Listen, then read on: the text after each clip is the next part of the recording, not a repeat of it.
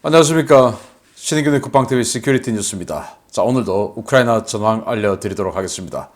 저도 그렇지만 여러분들께서도 우크라이나가 대반격 작전을 빨리 좀 했으면 좋겠다. 그리고 정말 압도적인 기동력을 보였으면 좋겠다.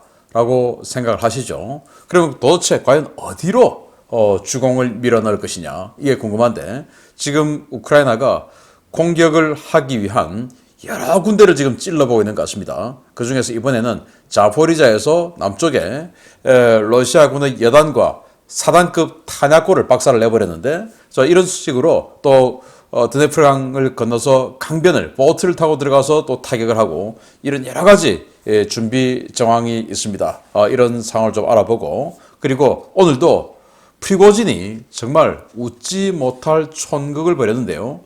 야, 전과 11번에 완전히 잡범, 이런 자 옆에서 또 보좌하는 자들 다 그런 자들이다 보니까 알아야 하죠. 그래서 정말 무지한 이 군사 분야의 무식한 이런 바보 같은 일을 저질렀는데 어떤 내용인지 보도록 하겠습니다. 기가 찹니다. 자, 신인균의 국방TV 구독, 알림, 좋아요 눌러주십시오.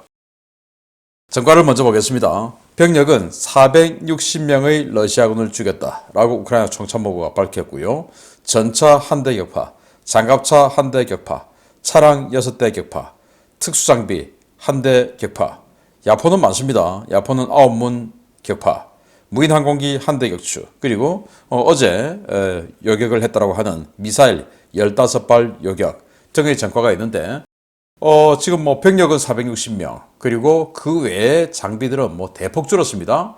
이걸 보면 러시아군의 공세가 굉장히 잦아들었다라고 볼 수가 있고, 바흐무트에서도 러시아군의 공세가 잦아들어서 아마도 우크라이나군이 반격 작전에 들어갈 때까지 러시아가 바흐무트를 완전 점령하지는 못할 것 같다라는 그런 러시아 입장에서 보면 우울한 이런 소식을 전해드릴 수 있게 되겠습니다. 자, 이런 상황에서 전선 상황을 보면 중국이 러시아 뒤통수를 쳐버렸네요. 러시아를 침략하는 이것을 규탄하는 유엔 결의안에 찬성을 투표했다. 러시아가 우크라이나를 침략한 것에 대해서 규탄하는 이 결의안, 유엔 결의안에 찬성을 투표했는데, 중국이 러시아하고 아주 프렌들리하게 정상회담까지 하면서 그래 보였는데 이런 데는 찬성해버렸네요. 자, 그래서 유엔 총회에서 의결을 한 건데요. 여기 이제 빨간색, 이 빨간색이 반대한 겁니다. 그러니까 러시아 손을 들어준 거죠. 이 반대가 5개국, 찬성이 122개국, 그리고 기권이 18개 국가인데, 반대가 어디냐? 벨라루스 러시아로 지금 연방에 편입하자라고 하는 위성국가 아닙니까? 그리고 참 부끄럽게도 북한, 그리고 이제 니카라과, 이 멕시코 아래에 있는 그 중남미에 있는 국가죠. 과거에 산디니스타 해방전선을 해서 공산국가가 됐던 바로 그런 불량 국가입니다. 니카라과. 그리고 러시아, 이건 자기네들이고, 그리고 이제 시리아도 거의 지금 러시아의 위성국가나 마찬가지죠. 그래서 시리아는 너무나 당연해. 벨라루스는 너무나 당연해. 니카라과는 좀 의외. 그리고 북한, 아우 부끄러워. 자, 이런 상황이고, 여기 이제 기권을 한 나라들 보면 우즈베키스탄, 타지키스탄, 키르기스탄, 카자흐스탄, 이런 중앙아시아, 과거 소련이었던 중앙아시아 국가들이 기권을 했고요. 그리고 나머지 대부분은 전부 아프리카에 있는 국가들, 그리고 이제 중동에 있는 국가는 이란, 이라크가 이렇게 기권을 했고, 나머지 대부분 아프리카입니다. 유럽에는 보츠와나, 그리고 중미의 쿠바, 이런 나라들이 있고요. 자, 이런 나라들이 뭉쳐서 러시아를 옹호해주고 있는데, 우리 대한민국에도 이런 시리아, 벨라루스, 니카라과, 북한, 이런 자들하고 하다못해 중국도 넘사스러워서 이 손을 들어주지 못하는 이런 대열에 서 있는 우리 대한민국 국민이 있다는 게 기가 차고 코가 막힐 일이죠. 자, 부끄럽습니다.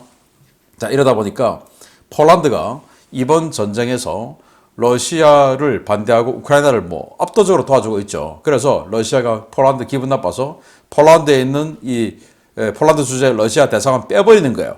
그런데 여기에 이제 인원이 워낙 많다 보니까 이 대사관을 지원하는 대사관 직원들 자녀들만 다니는 학교가 있었던 거예요. 그 학교에 가재 도구를 이렇게 빼내고 있는데 보니까 이제 세탁기죠. 그래서 세탁기마저도 이렇게 알뜰하게 가져서 러시아로 가져가는데 이거 운송비가 더 나오지 않겠습니까? 세탁기.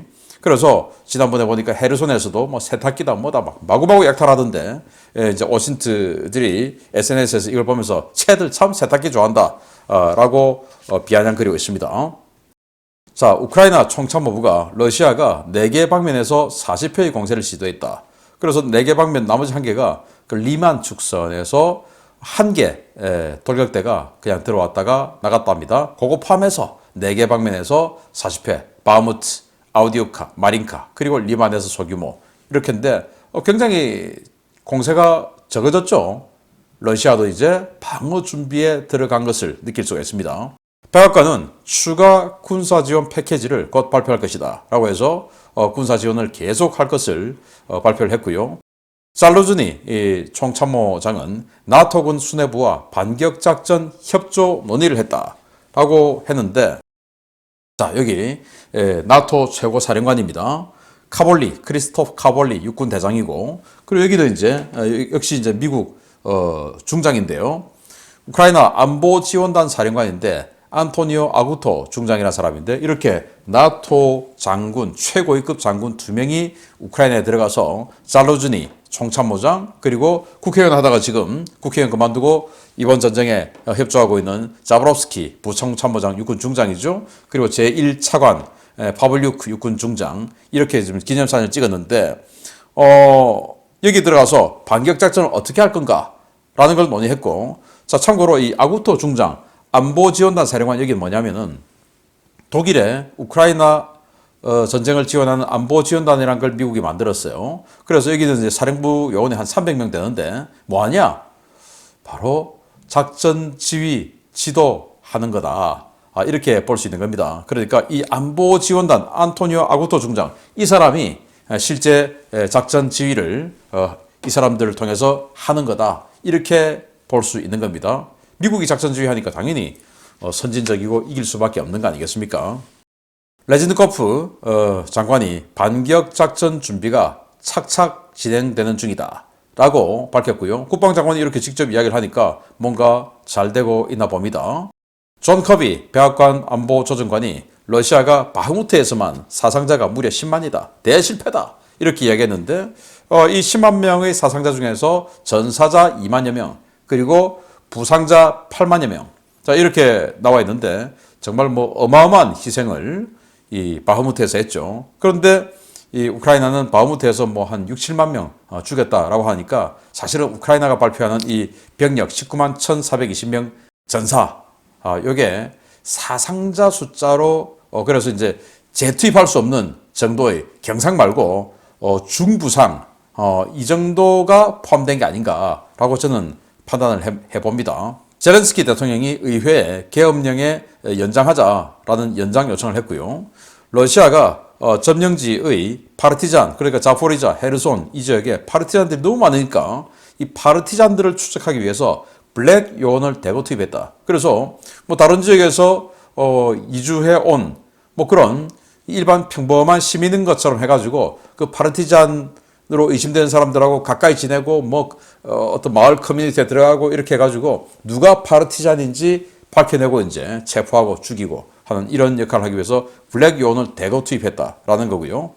우크라이나 정찰대가 자포리자의 마이카일리우카의 러시아 지휘소를 타격해서 박살내버렸다라는 소식도 들어와 있고 니콜라이우주가 해안 전체를 폐쇄했답니다. 유실기류의 위험이 있어서 폐쇄했다고 하는데 이 미콜라이우주는 이 바다를 조금 연하고 있죠. 그래서 헤르손 남쪽하고도 약간 마주보고 있습니다. 그래서 이 미콜라이우주에서도 상륙작전, 즉 뭐 도하작전이라고 할 수 있는데 그걸 지금 준비하는 게 아닌가라는 이런 생각이 들고 이 파블로그라드 그러니까 러시아의 미사일 대규모 공습 그런데 사실 뭐 20발 정도밖에 안 달린 그 공습으로 인해서 큰 폭발이 있었죠. 그래서 그게 탄약고다 그랬는데 우크라이나 국방부에서는 그게 탄약고가 아니고 소련 시절의 ICBM 미사일 기지 시설이다. 그래서 거기에 있는 액체 연료가 그렇게 폭발을 해서 큰 화염이 났던 거지 탄약이 폭발한 거 아니다 라고 이야기를 했는데, 그래서 이 자포리자 축선에서 공세를 펴는데 별 영향이 없다, 별거 아니다, 이렇게 이야기를 했는데, 이건 뭐 진행관계는 알 수가 없죠. 어쩌면 러시아가 뭐 공항에 폭발이 일어날 때마다 담뱃불 때문에 그렇게 됐다라는 거하고 크게 다를 바가 없지는 않을까라는 생각이 드는데, 그래도 우크라이나 말이 맞기를 바라는 생각입니다. 그래야 공세작전에 지장이 없죠. 자, 이런 전선 상황 바탕으로 주요 소식 들어갑니다. 기가 차는 소식입니다. 바흐무트 전선에서 바그너 그룹을 빼겠다고 위협했던 예브게니 프리고진이 현지 시각 5월 1일 바흐무트 인근의 솔레다르를 찾았다는 소식입니다. 솔레다르 소금 광산 지하에서 엄청난 보물 창고를 발견했다는데, 프리고진 전과 11범답게 혓바닥이 정말 긴 것 같습니다. 예브게니 프리고진 바그너 그룹 수장이 국제 노동자의 날을 맞아 현지 시각 5월 1일 바흐무트 인근의 솔레다르를 방문했으며, 이곳에서 바그너 그룹이 구소련 시절 건설된 초대형 지하 무기 저장 시설을 발견했다고 바그너 그룹 선전 채널이 현지 시각 5월 2일 주장했습니다. 이날 프리고진은 바흐무트 솔레다르 전선에서 바그너 그룹이 보여준 활약에 대해 장황하게 소개하면서 바그너 그룹이 격전 끝에 해방시킨 솔레다르 지하의 소금 광산에서 소련이 남긴 엄청난 유산을 발견했다고 주장했습니다. 그는 소련이 남긴 유산은 러시아의 정통 애국 세력인 바그너 그룹이 상속받게 됐다라며, 소금 광산 인근 지하에는 길이 5km, 대형 저장고 28개가 있는 초대형 무기 저장 시설이 있었으며, 이곳에서 막대한 양의 무기와 탄약을 확보했다라고 주장했습니다. 그는 목재 상자에서 소총과 수류탄 일부를 꺼내 보이면서 우리는 이것으로 100만 대군을 무장시킬 수 있게 됐다라고 환호했는데요. 그가 무기 상자를 열고 총기들을 꺼내 보인 영상이 공개되자 전문가들은 폭소를 터뜨렸습니다. 목재 상자에서 나온 것은 AK-74 계열을 최신 기술로 커스텀한 소총이었는데요. 이 소총은 최신 유행하는 사제 개머리판과 플라스틱 핸드가드, 소음기와 광학 조준 장비가 장착되어 있었습니다. 소총은 수십 년간 지하에서 방치됐다고 믿기지 않을 만큼 상태가 좋았는데요. 전문가들은 소련이 타임머신을 타고 미래에서 광학 조준경과 개머리판을 가져왔냐 라며 프리고진의 선전 영상에 조롱을 쏟아붓고 있습니다. 또 다른 상자에는 제정 러시아 때부터 사용되었던 맥심 기관총이 들어있었는데요. 이 기관총들 역시 소련 붕괴 이후 최소 30-40년 이상 방치됐다고 믿기 어려울 정도로 반질반질한 상태로 발견되었습니다. 프리고진은 우리는 솔레다르에서 발견한 이 막대한 양의 무기들을 포탄과 교환할 의향이 있다 라며 러시아 군부에 거래를 제안했는데요. 이는 러시아군이 최근 우후죽순 창설하고 있는 PMC 각 부대에 지급할 총기가 부족하다는 점을 노린 제안으로 풀이되고 있습니다. 워싱턴 소식통들은 프리고진이 보여준 황당한 보물찾기 쇼가 바그너 그룹의 극심한 탄약 부족 상황을 시사하는 것이라고 보고 있는데요. 예브게니 프리고진, 아무래도 5월 1일을 4월 1일 만우절로 착각하고 저런 영상을 찍은 것이 아닌가 싶습니다. 프리고진이 지하시설에 들어가서 솔레다르 상자들 꺼내놓고, 야, 우리가 소금광산에서 5km에 걸쳐 28개의 방을 발견했는데 거기에 보물이 들어있어. 그 보물은 뭐냐? 소련이 남긴 유산이야.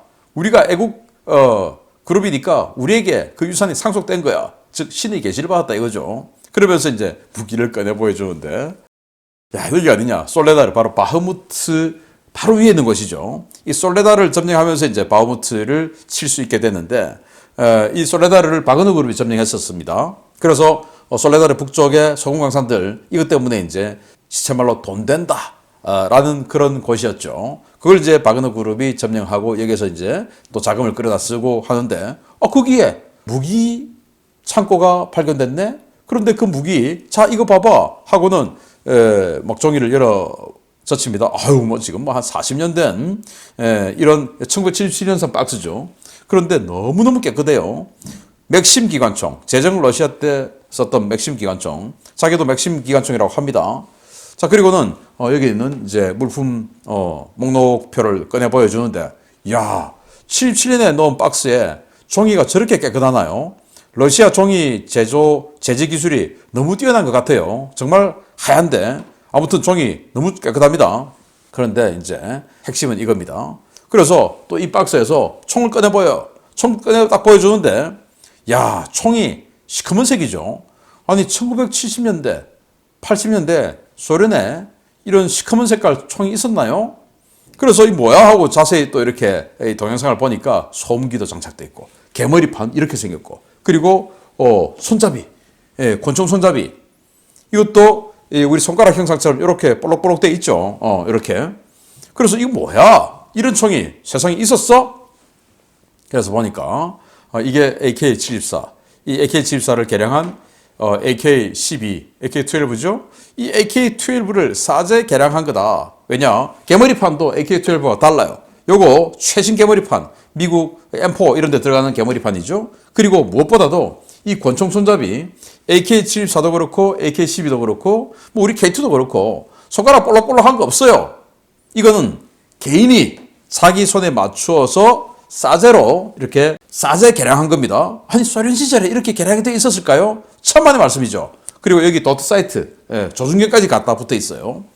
정말 거짓말을 해도 뭐 좀 알고 거짓말을 해야 되는데 이렇게 거짓말 하다 보니까 전 세계 군사 전문가들이 야, 쟤들 바보냐? 이렇게 됐을 정도로 거짓말이 바로 뽀록 났다라는 이런 소식 알려드리면서 이거 하고 이 어마어마한 물량하고 그러면서 어마어마한 물량도 보여주지 않아요. 그냥 박스 몇 개만 보여줍니다. 그리고는 포탄하고 교환하자 라고 러시아 정부에 부탁을 하는데 포탄이 정말 없기는 없나 봅니다. 자, 두 번째입니다. 5월은 우크라이나군이 러시아군을 상대로 대공세에 나설 것이라고 예고된 달입니다. 대공세가 초일기에 들어갔다는 소식이 곳곳에서 흘러나오고 있는 가운데 방어전을 준비하고 있는 러시아군을 우크라이나군이 곳곳에서 공격하기 시작했다는 소식입니다. 우크라이나군이 대공세를 실시할 경우에 가장 가능성이 높다는 자포리자 방면의 핵심 거점 토크마크가 현지 시각 5월 2일 대규모 포격이 실시되어 이 지역 내 러시아군에 비상이 걸렸다고 복수의 오신트 소식통이 현지 시각 5월 2일 리포트했습니다. 포격은 우크라이나 현지 시각으로 5월 1일 밤에서 5월 2일 새벽으로 넘어가는 시간대에 발생했는데요. 현지 소식통들은 우크라이나군이 하이마스 다련장 로켓을 이용해 토크마크 지역의 러시아군 지휘시설과 탄약고를 쑥대밭으로 만들었다고 전하고 있습니다. 자포리자의 교통요충지인 토크마크에는 러시아군 제11 근위 공중 강습여단 지휘부와 제19 차량화 소총사단 일부 병력이 주둔하고 있는데요. 러시아는 이번 집중 포격이 자포리자 일대에서 곧 실시될 대공세를 예고하는 전주곡이라고 보고 있습니다. 토크마크는 자포리자 전선의 최전선인 바실리카, 오레호브, 폴로이와 모두 도로로 연결되어 있고 이곳에서 멜리토폴과 베르단스크로 직행하는 고속도로도 연결되어 있는 전략적 요충지인데요. 러시아는 가까운 시일 내에 우크라이나군이 대공세를 시작한다면 이곳을 1차 목표로 삼을 것이라고 보고 이 일대 방어병력을 점차 늘리고 있습니다. 현재 하르키우 남단부터 헤르손에 이르기까지 전선에 배치되어 있는 러시아군의 총 병력 규모는 최대 30만 명 정도로 추산되는데요. 전선 총 연장이 800km에 달해 러시아군의 전체 병력만으로는 방어가 불가능하다는 것이 러시아와 서방 모두의 평가입니다. 이 때문에 러시아는 헤르손을 사실상 포기하고 자포리자와 돈바스 지역에 병력과 장비를 집중시켜 방어선을 재편하고 있는데요. 주요 예상 진격로에 다중 방어선이 설치되었고 대규모 지뢰밭과 대전차 장애물이 조성되고 있는 모습이 식별되고 있습니다. 우크라이나는 볼로디미르 젤렌스키 대통령이 직접 나서 공세를 예고하면서 러시아군을 바짝 긴장시키고 있는데요. 전선을 지키는 러시아군의 피로도를 최고조로 높이기 위한 공격들이 여러 전선에서 동시다발적으로 보고되고 있습니다.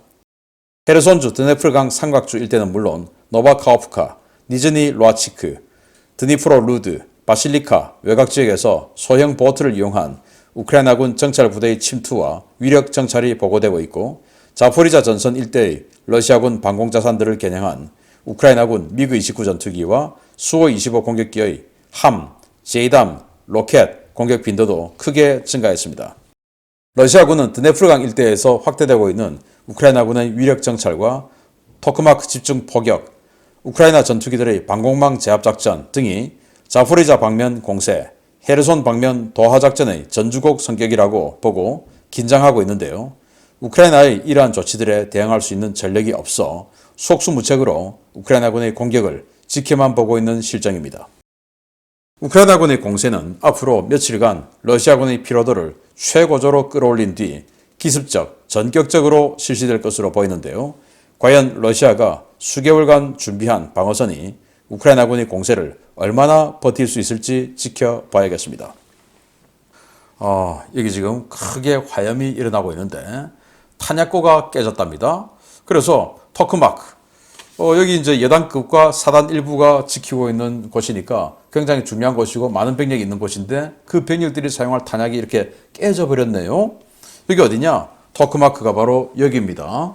자, 그런데 이 오레오브 이쪽에 이제 우크라이나군이 있죠. 그래서 이 폴로이냐, 토크마크냐, 아니면 바실리카냐, 어디냐 도대체 지금 이 자포리자주를 때릴 이 주공이 어디냐? 그래서 폴로이를 때리면 베르단스크로 바로 내려가는 것이고, 토크마크를 때리면 멜리토폴 이렇게 사선으로 내려가고, 바실리카를 때리면 바실리카 갔다가 멜리토폴로 내려가고, 한쪽은 또 이 엔노호다르 원전 회복해야 되지 않습니까? 그래서 원전 쪽으로 가는 거. 그래서 어디가 자포리자주의 주공이냐? 이게 러시아군들은 너무 지금 걱정되는 거죠. 왜? 우리 쪽으로 제발 좀 주공 아니었으면 좋겠다 라고 생각되는 거죠. 왜냐? 자기네들 전력이 좀 약하니까. 이 전선 여기에서부터 여기까지 800km, 우리 휴전선 250km에 30만 명 있죠. 이게 800km에 러시아군 30만 명.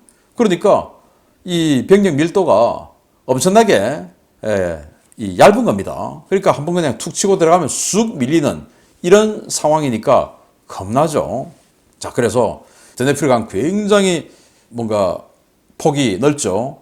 노바카프카 댐, 카프카 댐 동북 쪽은 굉장히 넓지 않습니까? 거기를 보트를 타고 이런 강한 순찰정을 타고 우크라이나군 특수부대가 그냥 쑥 와가지고 그냥 내려서 들어가서 위력 정찰하고 마구마구 그냥 지금 때리고 있습니다. 그런데 가보면 이 사진들 보면 콘크리트 그 방호 진지 같은 것들이 콘크리트로 만들어 놓은 이 조립식 진지가 곳곳에 있는데 거기 아무도 없어요.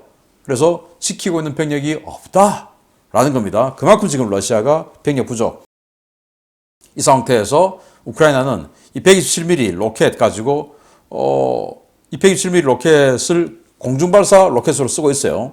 이거를 사거리 한 8에서 9km 되는데 러시아군은 주로 80mm 로켓을 한 2, 3km에서 쏘고 이렇게 날아가죠. 그런데 여기는 8, 9km에서 쏴버리니까 러시아 이런 수준에서는 거의 뭐 스탠드오프 무기라고 봐야 되는데 지금 이 수호-25 공격기죠. 수호-25, 미그-29 이런 데서 127mm 로켓 강력하고 멀리서 쏘는 거 이것도 쏘고 함, 데레이드 미사일로 방공망 파괴시켜버리고 자, 이런 작전을 계속하고 있으면서 자, 러시아군이 우리는 뭐 이 반격 작전에 대비해서 진지 아주 튼튼하게 파놨어. 그리고 전차들 못 오게 용치해서 대전차 방어벽도 충실하게 구축해 놨어. 라고 하지만 그걸 이제 우크라이나군이 웃기지 마라. 니들 바로 뚫린다 하면서 이 마르더 장갑차죠. 독일에서 지원해준 마르더 장갑차인데 이 마르더 장갑차 부대가 그냥 한 방에 이 용치를 이렇게 세워놓고